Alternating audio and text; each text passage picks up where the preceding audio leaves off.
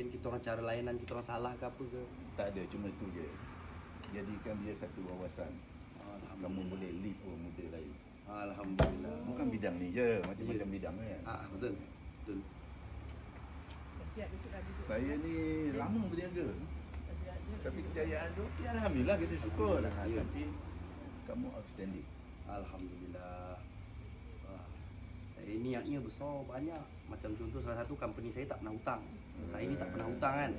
Saya nak sampai luar tu bila saya jadi billionaire nanti tahu yang boleh je saya ada satu company pergi dari kecil sampai besar tanpa hutang. Salah satu nak memperkenalkan benda tu. Alhamdulillah. Tapi kamu kena cepat-cepat create scope untuk bisnes lah. Jangan hala yang ni je. Betul. Sebab tu dia buka resort bang. Resort Resort tu starting puncanya bukan untuk pendapatan sebenarnya. Saya fikir gini. Saya dari 2016 dengan orang tua ni rapat. So banyak orang acik-acik ni datang cuma nak borak je dan saya layan. So kadang-kadang dia kesian sebab layan lama dia beli. So saya fikir dari dulu macam mana nak kekalkan ukhuwah tu tapi tanpa beli jati. Tapi untuk customer. So saya create lah tu resort tu.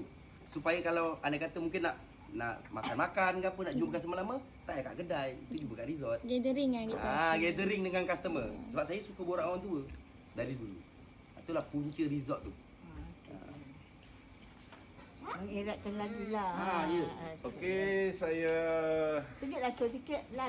minta info untuk saya, komitmen saya kan kena lunaskan lah. So, besok siang saya akan bank in lah. Boleh? Okey, sama buka di sini. Lepas tu saya punya detail juga macam mana kontrak kan. Boleh, jom lah masuk dalam yuk, Pakcik.